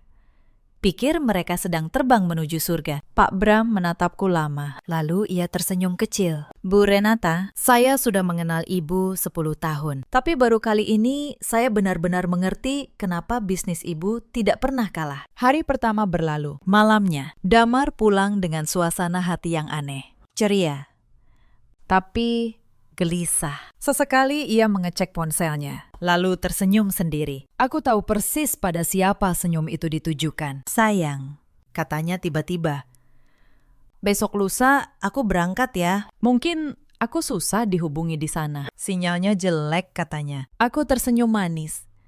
Tidak apa-apa, fokus saja sama proyekmu. Aku di rumah baik-baik saja. Ia memelukku. Pelukan yang dulu terasa hangat, kini terasa seperti kebohongan yang membungkus tubuhku. Kamu istri terbaik, Pren, bisiknya. Aku menahan diri untuk tidak tertawa pahit. Istri terbaik yang uangnya kau pakai untuk membelikan tas mewah pada perempuan lain. Malam itu, aku tidak bisa tidur. Bukan karena sedih, tapi karena pikiranku bekerja, menyusun setiap detail. Hari kedua, aku bertindak diam-diam. Pagi-pagi, aku ke bank. Kutemui manajer cabang yang sudah lama mengenalku sebagai nasabah prioritas. Bu Renata, ada yang bisa saya bantu? Saya ingin menutup rekening bersama atas nama saya dan suami saya, kataku tenang, dan memindahkan seluruh saldonya ke rekening pribadi saya. Saya juga ingin mencabut akses kartu suami saya dari rekening itu. Manajer itu sedikit terkejut, tapi profesional. Tentu, Bu, karena Ibu pemegang utama. Ini bisa langsung kami proses. Kapan Ibu ingin ini efektif? Aku menatapnya. Lusa. Tepat pukul 7 pagi. Pukul 7 pagi. Jam keberangkatan pesawat mereka. Aku ingin saat Damar mencoba membayar sesuatu di bandara. Atau memesan layanan mewah di Bali. Kartunya ditolak. Aku ingin ia merasakan dalam sekejap betapa hampa hidupnya tanpa apa yang selama ini ia anggap miliknya. Hari itu juga, aku menghubungi seseorang lain, seorang penyelidik swasta yang direkomendasikan Pak Bram. Saya butuh satu informasi, kataku. Siapa? Perempuan bernama Vania Aprilia. Dan bagaimana hubungannya dengan suami saya? 2 jam kemudian, jawabannya masuk. Dan jawaban itu membuatku tertegun. Vania Aprilia, 26 tahun. Karyawan magang di divisi pemasaran di perusahaanku sendiri. Perempuan itu bekerja di bawahku. Setiap hari, ia menyapaku dengan hormat di lorong kantor. Selamat pagi, Bu Renata. Dengan senyum manis, senyum yang sama dengan foto di dokumen itu. Aku menggenggam ponselku erat-erat. Ternyata pengkhianatan itu bersarang tepat di dalam rumahku sendiri. Di perusahaan yang kubangun dengan darah dan air mata. Tapi aku tidak meledak. Aku justru semakin tenang. Karena kini aku tahu persis siapa lawanku. Dan di mana letak kelemahannya. Siang itu, aku mendapat satu petunjuk lagi dari tempat yang tak kuduga. Bu Asih, kepala bagian gudang yang sudah bekerja denganku sejak perusahaan ini masih kecil, mengetuk pintu ruanganku. Wajahnya gelisah. Bu Renata, maaf, saya ragu mau cerita ini, katanya pelan. Tapi hati saya tidak tenang kalau ibu tidak tahu. Aku mempersilakannya duduk. Cerita saja. Bu Asih, saya dengar Bu Asih menarik napas. Beberapa minggu lalu, saya lembur sampai malam saat mau pulang. Saya lihat mobil Pak Damar masih di parkiran. Lampu ruang rapat lantai 2 menyala. Saya pikir beliau lembur. Tapi saat saya lewat, saya lihat Pak Damar bersama anak magang itu, si Bani. Mereka berdua sangat dekat. Bu, tidak seperti atasan dan bawahan. Aku menatapnya tenang. Sejak kapan, Bu Asih? Sudah cukup lama, Bu, jawabnya lirih. Karyawan lain juga ada yang lihat, tapi tidak ada yang berani lapor. Takut. Karena Pak Damar suami ibu. Maafkan saya, baru berani sekarang. Aku tersenyum padanya. Senyum yang menenangkan. Terima kasih, Bu Asih. Ibu sudah melakukan hal yang benar. Dan tolong, jangan cerita ini pada siapapun dulu. Biar saya yang urus. Bu Asih mengangguk, lalu keluar dengan lega. Aku terdiam di kursiku. Jadi bukan hanya aku yang dikhianati. Aku juga dipermalukan di depan karyawanku sendiri. Pria itu berani membawa selingkuhannya ke dalam gedung yang setiap batanya kubangun dengan keringat. Ia merasa begitu aman, begitu kebal. Sampai lupa bahwa ini rumahku, bukan rumahnya. Tapi aku tidak marah pada Bu Asih atau karyawan lain yang diam. Aku mengerti, Damar memakai topeng suami direktur. Tidak ada yang berani menjatuhkan topeng itu. Maka biar aku sendiri yang mencabutnya. Sore harinya, aku diam-diam meminta tim keamanan menarik rekaman CCTV ruang rapat lantai 2 selama 2 bulan terakhir. Aku menyimpan salinannya dengan rapi. Bukan untuk kupertontonkan, tapi sebagai jaring pengaman. Andai kelak, Damar mencoba berkelit di pengadilan. Hitam di atas putih, dan kini hitam di atas layar juga. Hari ketiga, aku menjalankan semuanya seperti rencana. Tapi pagi itu, sebelum semua dimulai, aku ingin menguji satu hal terakhir. Aku ingin memberi Damar satu kesempatan. Satu pintu kecil untuk jujur. Walau aku tahu ia tak akan melewatinya. Saat sarapan, aku menatapnya lembut. Damar, aku kepikiran sesuatu. Lusa kan anniversary kita yang ke-10. Gimana kalau kita pergi berdua? Aku bisa atur ulang jadwal. Kita ke Bali aja. Ya. Bulan madu kedua. Sendok di tangan Damar berhenti di udara. Wajahnya berubah dalam sekejap. Pucat, lalu kaku. Bali. Suaranya tergagap. Tapi, Ren, aku kan harus ke Surabaya. Proyeknya nggak bisa ditunda. Proyek bisa diwakilkan. Kataku tenang. Masih tersenyum. Sekali-kali kamu istirahat. 10 tahun loh, sayang.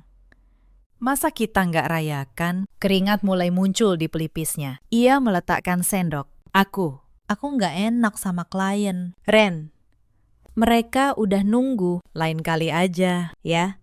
Nanti pulang dari Surabaya, kita rayakan di rumah. Aku menatapnya lama.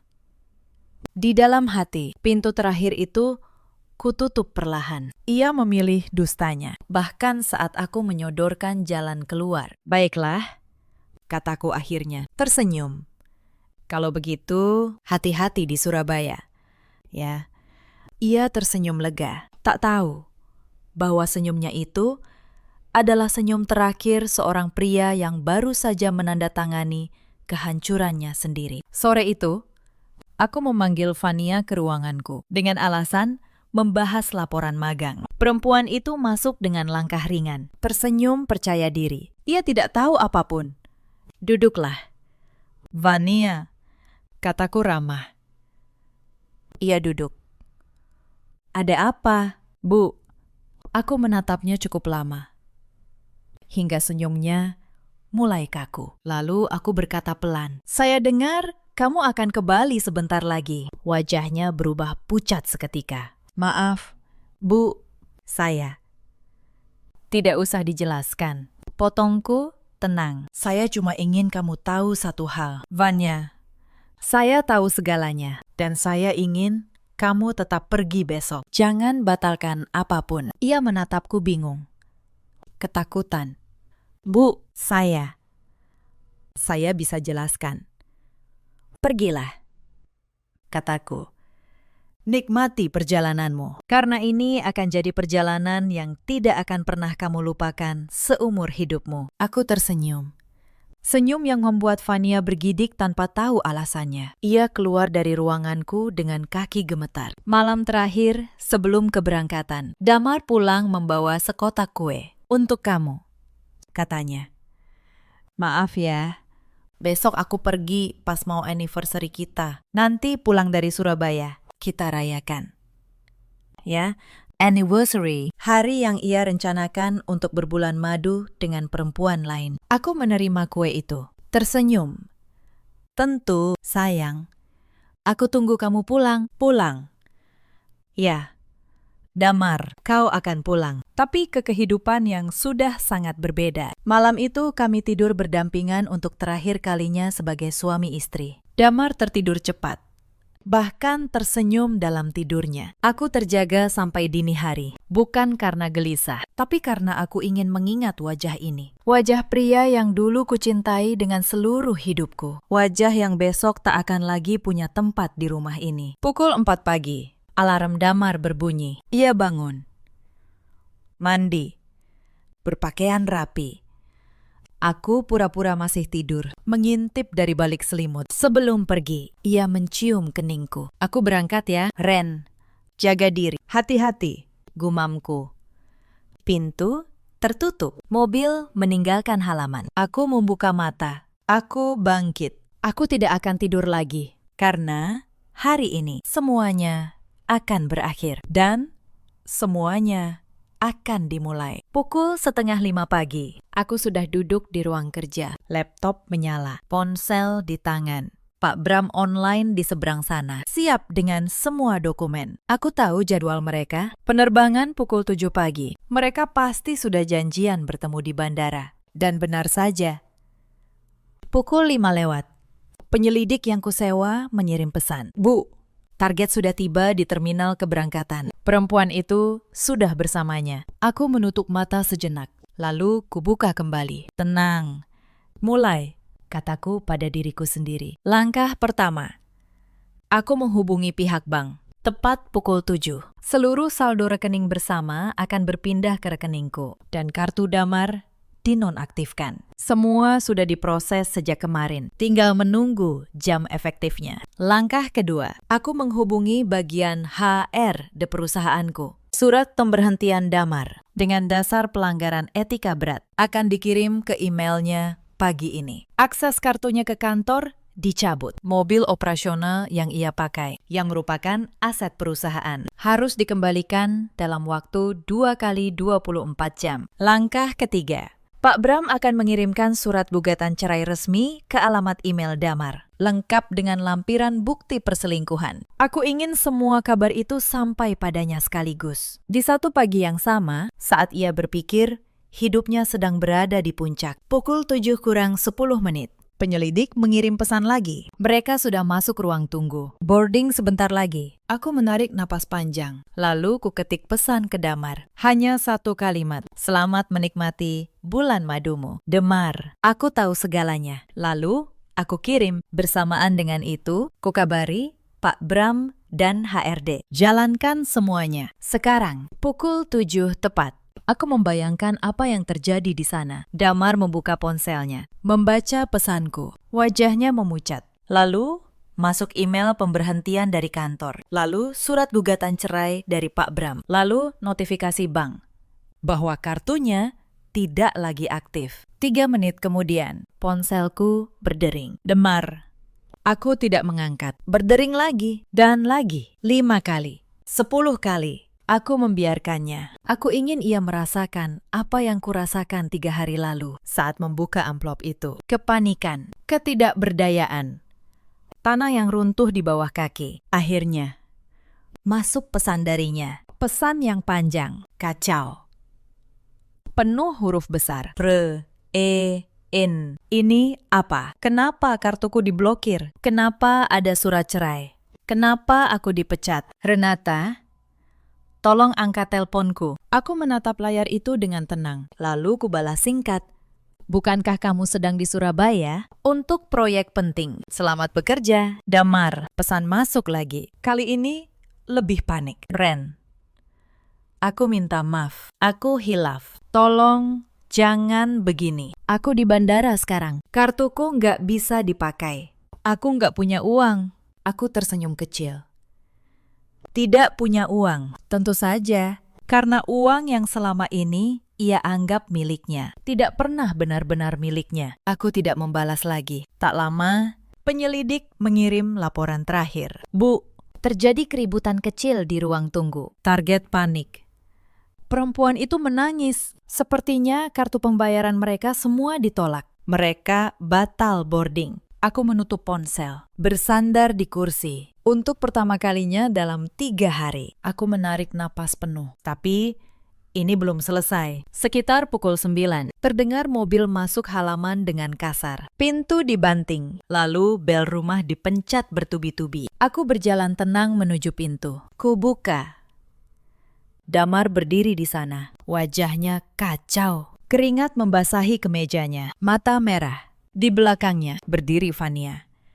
Dengan koper yang masih utuh, maskara luntur di pipinya. Renata, suara Damar bergetar. Kita harus bicara. Aku menatap mereka berdua. Tenang, masuk. Mereka masuk. Aku mempersilakan duduk di ruang tamu. Seolah ini pertemuan bisnis biasa. Ren, Damar mulai. Suaranya memohon. Aku tahu aku salah.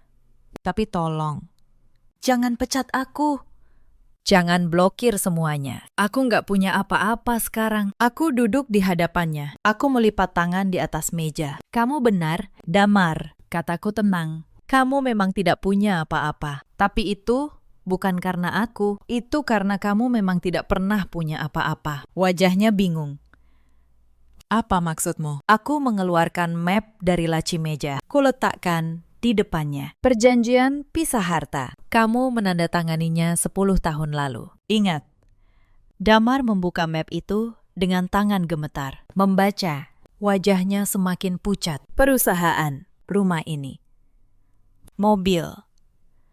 Semua deposito. Semuanya atas namaku, harta pribadiku. Kamu hanya karyawan di perusahaanku. Damar. Karyawan yang baru saja kupecat karena selingkuh dengan karyawan magang lain. Di perusahaan yang sama, aku menoleh ke arah Fania. Perempuan itu menunduk, tubuhnya gemetar. Dan kamu, Banya, kataku pelan. Magangmu di perusahaanku berakhir hari ini juga. Surat pemberhentianmu sudah dikirim. Selamat. Kamu berhasil merebut seorang pria yang ternyata tidak punya apa-apa selain utang gengsi. Fania mulai terisak. Bu, Saya tidak tahu kalau... Tidak tahu apa? Potongku. Tidak tahu bahwa pria yang memberimu tas mewah itu membelinya dengan uang istrinya. Tidak tahu bahwa tiket bulan madumu dibayar dari rekening yang kuisi setiap bulan. Fania terdiam. Air matanya jatuh deras. Damar menjatuhkan diri ke lantai. Ren, tolong. Aku mohon, kita sudah 10 tahun. Jangan buang aku begini. Aku menatapnya, dan untuk pertama kalinya pagi itu, sesuatu dalam dadaku terasa pedih. Bukan karena iba, tapi karena mengenang betapa banyak cinta yang dulu kuberikan pada pria yang kini berlutut di lantaiku. 10 tahun. Damar, kataku lirih.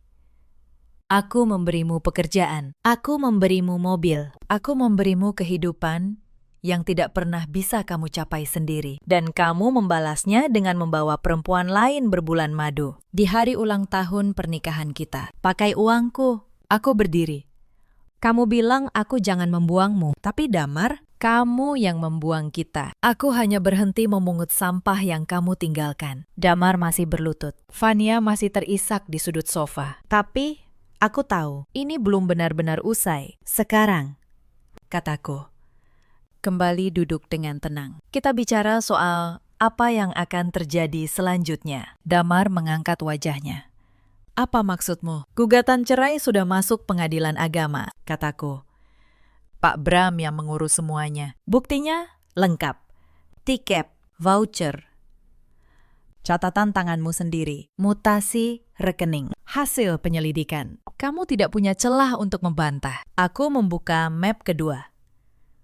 Karena ada perjanjian pisah harta. Kamu tidak berhak atas 1 rupiah pun dari asetku. Tidak rumah, tidak perusahaan, tidak mobil. Mobil yang kamu pakai selama ini milik perusahaan. Harus dikembalikan. Damar menelan ludah.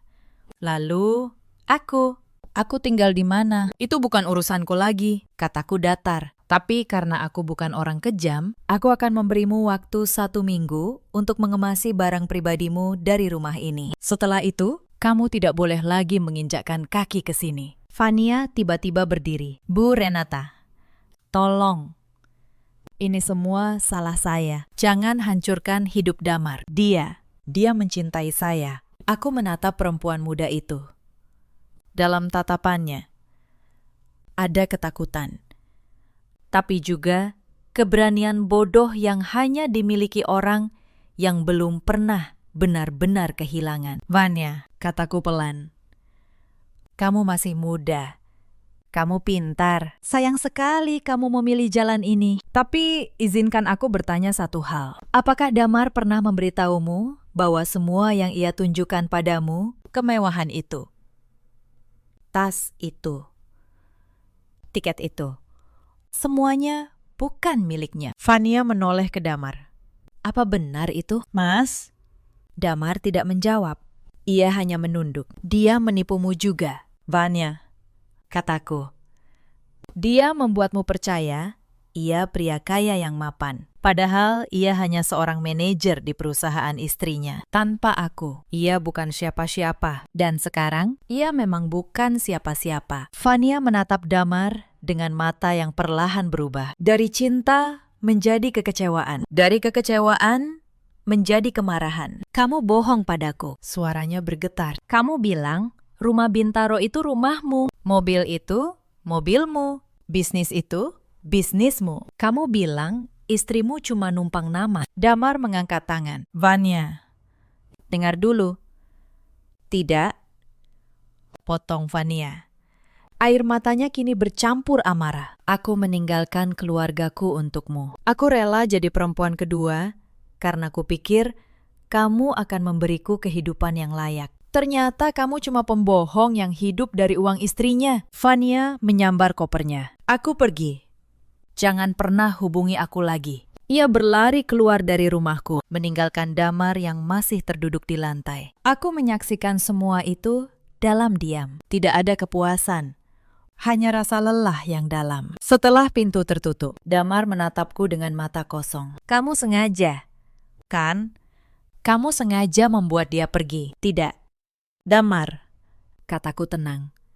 Aku hanya mengatakan kebenaran. Kalau kebenaran itu membuatnya pergi, berarti yang kalian sebut cinta itu memang tidak pernah ada. Yang ada hanya kepentingan. Dan kepentingan selalu pergi saat uangnya habis. Damar menutup wajahnya dengan kedua tangan. bahunya berguncang. Untuk pertama kalinya, aku melihat pria itu benar-benar hancur. Aku hilaf. Ren, suaranya parau. Aku terbuai. Dia memujiku, membuatku merasa jadi pria penting. Sementara kamu selalu lebih sukses dariku. Aku merasa kecil di sampingmu. Aku benci perasaan itu. Aku terdiam mendengar pengakuan itu. Jadi ini soal egomu, kataku akhirnya. Bukan soal cinta. Bukan soal aku kurang perhatian, tapi soal kamu yang tidak sanggup melihat istrimu lebih hebat darimu. Damar tidak menjawab. Tapi diamnya adalah jawaban. Lalu aku teringat sesuatu. Aku mengambil ponselku, membuka satu folder, dan memutar sebuah rekaman pendek. Rekaman CCT, V Ruang Rapat Lantai 2, Damar dan Vania. Dalam kedekatan yang tak mungkin disangka. Aku tidak memutarnya untuk mempermalukannya lebih jauh. Aku memutarnya supaya ia tahu, tidak ada lagi yang bisa ia bantah. Karyawanku melihat semuanya. Damar, kataku pelan, menutup ponsel. Kamu membawa perempuan itu ke gedung yang kubangun. Kamu mempermalukanku di depan orang-orang yang menggantungkan hidupnya padaku. Kamu pikir tidak ada yang berani bicara, tapi kebenaran selalu menemukan jalannya. Damar terkulai. Maafkan aku, Ren. Aku mohon. Aku berdiri, berjalan ke jendela. Di luar, hujan gerimis, turun lagi, seperti sore 3 hari lalu. Damar, kataku tanpa menoleh. Selama 10 tahun, aku tidak pernah sekalipun membuatmu merasa kecil. Aku selalu membagi panggung. Aku menyebut bisnis ini, bisnis kita. Aku menyebut rumah ini, rumah kita. Padahal, secara hukum, semuanya milikku. Aku melakukan itu supaya kamu tidak pernah merasa rendah. Aku menoleh padanya. Tapi rupanya, sebesar apapun panggung yang kuberikan, kamu tetap merasa kerdil. Itu bukan masalahku, Damar. Itu masalahmu. Dan kamu memilih menyelesaikannya dengan cara yang paling memalukan. Damar menangis dalam diam. Aku tidak akan menghancurkanmu lebih dari ini. Lanjutku. Aku bisa saja menuntutmu secara pidana atas uang yang kamu ambil diam-diam. Aku bisa saja menyebarkan rekaman ini. Tapi aku tidak akan melakukannya. Bukan karena aku masih sayang, tapi karena aku tidak mau menghabiskan 1 hari pun lagi dalam hidupku untuk membenci seseorang yang sudah tidak berarti. Aku berjalan ke pintu, membukanya lebar-lebar. Pergilah, Damar. Kemasi barangmu minggu depan. Setelah itu, jalani hidupmu sendiri. Aku harap kali ini kamu belajar membangun sesuatu dengan tanganmu sendiri. Damar bangkit perlahan. Ia menatapku untuk terakhir kali dengan mata yang penuh penyesalan. Lalu, ia melangkah keluar ke dalam hujan. Menjadi bayangan dari pria yang dulu pernah kucintai. Aku menutup pintu, dan untuk pertama kalinya dalam 3 hari, air mataku jatuh. Bukan air mata kehancuran, tapi air mata pelepasan. Seminggu kemudian, ia mengemasi barang-barangnya. Aku tidak ada di rumah saat itu. Sengaja. Aku tidak ingin melihat momen itu. Pak Bram yang mengawasi, memastikan semua berjalan sesuai hukum. Proses perceraian berjalan cepat. Bukti yang terlalu kuat membuat Damar tidak punya pilihan selain menerima. 2 bulan kemudian, status kami resmi berakhir. Damar pindah ke sebuah kontrakan kecil di pinggiran kota. Ia mencoba melamar kerja di berbagai perusahaan. Tapi kabar tentang skandalnya sudah menyebar di kalangan industri. Tidak ada yang mau menerima manajer yang dipecat karena selingkuh dengan bawahan, apalagi di perusahaan istrinya sendiri. Vania, kudengar, kembali ke kampung halamannya. Magangnya berakhir tanpa surat rekomendasi. Mimpinya tentang kehidupan mewah pupus dalam 1 pagi di bandara. Dan aku melanjutkan hidup. Tapi sebelum aku menceritakan bagaimana hidupku berlanjut, ada satu hal yang ingin kalian ketahui. Sesuatu yang baru kutemukan setelah perceraian itu. Saat Pak Bram membantuku merapikan seluruh dokumen keuangan perusahaan, kami menemukan sesuatu yang membuatku bergidik. Ternyata, perselingkuhan Damar bukan baru terjadi 6 bulan lalu. Itu hanya saat aku mulai menyadarinya. Dari catatan rekening bersama, Pak Bram menemukan pola transaksi mencurigakan yang sudah berlangsung hampir setahun. Setiap bulan, ada penarikan tunai dalam jumlah kecil. 2 juta, 3 juta, kadang 5 juta. Tersebar supaya tidak mencolok. total semuanya, dalam setahun. Hampir 40 juta rupiah, uang yang ia ambil diam-diam untuk membiayai hubungan gelapnya. Makan malam mahal, hotel, hadiah-hadiah kecil yang membuat perempuan muda itu terpikat. Aku menatap angka-angka itu dengan perasaan yang sulit dijelaskan. Selama ini, aku bekerja keras membangun perusahaan, melembur sampai larut, memikirkan nasib puluhan karyawan. Sementara di rumah, suamiku diam-diam menguras tabungan kami untuk perempuan lain. Ibu mau menuntut pidana penggelapan? Tanya Pak Bram. Secara hukum, ada dasarnya. Uang itu ia ambil dari rekening yang sumbernya pemasukan ibu. Aku diam sejenak, lalu menggeleng. Tidak. Pakistan. Aku sudah mengambil yang seharusnya. Aku sudah memutus semua yang menghubungkanku dengannya. Aku tidak ingin menghabiskan 1 menit pun lagi di ruang sidang, menatap wajahnya. Biarkan karma yang menyelesaikan sisanya. Pak Bram mengangguk. Ibu perempuan yang bijak. Bukan bijak, Pakistan, kataku pelan. Hanya lelah. Ada titik di mana balas dendam terbaik adalah berhenti peduli. Bulan-bulan setelah perceraian, aku mencurahkan seluruh tenagaku pada perusahaan. Aneh, tapi kehilangan Damar justru membuatku lebih ringan. Tidak ada lagi malam-malam penuh tanya. Tidak ada lagi aroma parfum asing yang membuat dadaku sesak. Tidak ada lagi senyum palsu yang harus kupasang setiap pagi. Aku mengganti seluruh sistem keamanan keuangan perusahaan. Aku menutup rekening bersama itu untuk selamanya. Aku membuka lembaran baru, benar-benar baru. Perusahaanku justru tumbuh lebih pesat setelah itu. Mungkin karena aku tidak lagi membagi energiku untuk meredam keraguan di rumah. Mungkin karena aku akhirnya bekerja dengan hati yang utuh. Setahun kemudian, brand busana muslim yang kubangun masuk ke jajaran merek lokal paling diminati. Aku diundang menjadi pembicara di berbagai seminar kewirausahaan perempuan. Aku berdiri di atas panggung, menatap ratusan perempuan muda, dan menceritakan satu hal yang paling kupercaya, bahwa kemandirian seorang perempuan bukan soal melawan laki-laki, tapi soal memastikan bahwa apapun yang terjadi dalam hidupmu, kamu tidak akan pernah runtuh hanya karena satu orang memilih mengkhianatimu. Aku tidak pernah lagi mendengar kabar Fania. Tapi sekitar 6 bulan setelah perceraian, aku menerima sebuah pesan dari Damar. Pesannya panjang, penuh penyesalan. Ia bercerita bahwa hidupnya kini sulit. Ia bekerja serabutan sebagai konsultan lepas. Ia menyesali semua yang ia lakukan. Dan di akhir pesan, ia menulis, "Ren, apakah masih ada kesempatan untuk kita memperbaiki semuanya? Aku sadar, kamu adalah hal terbaik dalam hidupku, dan aku menyia-nyiakannya." Aku membaca pesan itu beberapa kali. Bagian kecil dalam diriku, bagian yang dulu mencintainya dengan tulus, sempat tersentuh. Tapi bagian yang lebih besar, bagian yang sudah belajar dari luka, hanya tersenyum tenang. Aku membalas, "Singkat saja, Damar. Terima kasih sudah meminta maaf. Aku sudah memaafkanmu. Bukan untukmu, tapi untuk ketenangan hatiku sendiri. Tapi memaafkan tidak berarti membuka kembali pintu yang sudah kututup. Kepercayaan yang sudah hancur tidak bisa dibangun ulang menjadi utuh. Aku doakan kamu menemukan jalan yang lebih baik. Belajarlah dari kesalahan ini. Dan jangan pernah ulangi pada perempuan manapun setelah aku." Aku mengirimnya. Lalu ku hapus nomor Damar dari ponselku. Bukan karena benci, tapi karena aku tahu ada bab dalam hidup yang harus benar-benar ditutup, agar bab berikutnya bisa terbuka dengan tenang. Aku tidak menikah lagi sampai hari ini, bukan karena trauma, tapi karena aku akhirnya menemukan kedamaian dalam diriku sendiri.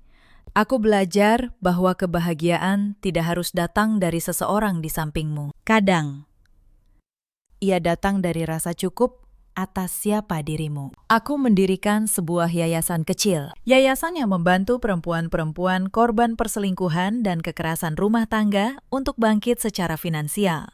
Aku mengajari mereka berbisnis. Aku memberi mereka modal kecil untuk memulai. Aku ingin mereka tahu bahwa kehilangan seorang pasangan yang berkhianat bukanlah akhir. Itu justru awal dari kebebasan. Setiap kali aku melihat seorang perempuan yang dulu datang dengan mata sembab dan bahu runtuh, lalu setahun kemudian berdiri tegak dengan usahanya sendiri. Aku merasa luka lamaku punya makna. Ada satu malam yang tidak akan pernah kulupakan. Beberapa bulan setelah yayasan itu berjalan, seorang perempuan datang ke kantorku. Usianya mungkin awal 30-an. Matanya bengkak, tangannya gemetar. Ia bercerita bahwa suaminya menguras seluruh tabungan keluarga untuk perempuan lain, lalu meninggalkannya dengan 2 anak dan setumpuk utang. Aku mendengarkan ceritanya sampai selesai, lalu aku menggenggam tangannya. Aku pernah ada di posisimu, kataku. Memang sakit, tapi percayalah, hari ini yang terasa seperti akhir dunia. Suatu saat akan kamu kenang sebagai hari kamu mulai menemukan dirimu sendiri. Perempuan itu menangis di pelukanku, dan dalam pelukan itu aku merasa semua yang kulewati dulu tidak sia-sia. Aku jadi teringat pada diriku 3 hari sebelum kejatuhan Damar. Perempuan yang duduk sendirian di ruang kerja gelap, memegang amplop putih yang menghancurkan dunianya. Perempuan yang memilih untuk tidak menangis, tapi untuk bangkit. Andai aku bisa kembali ke malam itu, aku ingin memeluk diriku sendiri dan berkata, kamu akan baik-baik saja. Bahkan lebih dari baik-baik saja. Suatu sore, aku mendapat kabar tentang Damar dari seorang kenalan lama. Katanya, Damar kini hidup sederhana di sebuah kota kecil. Ia bekerja sebagai tenaga pemasaran lepas, kembali ke titik di mana ia memulai dulu, sebelum menikah denganku. Ia belum menikah lagi, kata orang. Ia berubah jadi pendiam. Aku mendengar kabar itu tanpa rasa benci, juga tanpa rasa senang. Hanya sebuah ketenangan. Seperti membaca akhir dari sebuah cerita yang dulu pernah kuhidupi. Tapi kini bukan lagi milikku. Karma tidak selalu datang dalam bentuk petir yang menyambar. Kadang, ia datang pelan-pelan.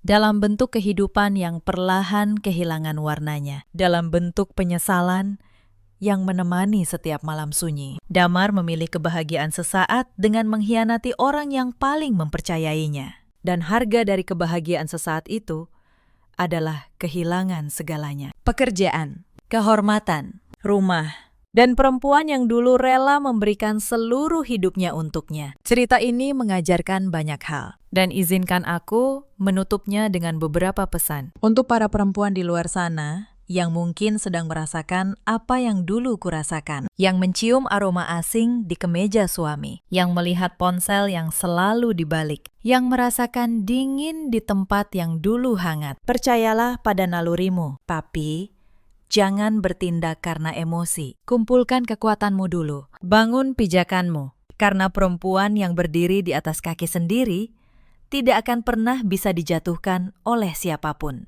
Ada banyak perempuan di luar sana yang mengira hidupnya berakhir saat ditinggalkan. Padahal seringkali itu justru awal dari kehidupan yang sesungguhnya. Kemandirian finansial bukan sekedar soal uang. Ia adalah soal kebebasan. Kebebasan untuk memilih jalan hidupmu sendiri, tanpa harus bergantung pada belas kasihan siapapun. Ada juga banyak laki-laki seperti Damar di luar sana. Laki-laki yang merasa kecil saat pasangannya bersinar. Yang menyelesaikan rasa rendah dirinya bukan dengan tumbuh, tapi dengan menghancurkan. Untuk mereka, ingatlah, mengkhianati orang yang mempercayaimu bukan tanda kekuatan. Itu tanda kelemahan yang paling memalukan. Dan ada pula perempuan-perempuan muda seperti Fania, yang tergoda oleh kemewahan yang ditawarkan pria beristri, yang berpikir cinta bisa dibangun di atas reruntuhan rumah tangga orang lain. Untuk mereka, ketahuilah, apa yang kalian rebut dengan cara yang salah tidak akan pernah benar-benar menjadi milik kalian. Pria yang berani berkhianat untukmu akan berani berkhianat darimu juga. Untuk Damar, dimanapun ia sekarang, aku tidak menyimpan dendam. Aku hanya berharap ia benar-benar belajar bahwa kepercayaan adalah hal paling mahal yang pernah seseorang berikan padamu. Dan sekali ia hancur, tidak ada uang di dunia yang bisa membelinya kembali. Aku, Renata Kusuma, membuktikan satu hal, bahwa perempuan yang kuat bukanlah perempuan yang tidak pernah terluka, tapi perempuan yang memilih untuk bangkit, lebih tegak, lebih tenang. Setiap kali ia dijatuhkan. Hari ini, aku bahagia.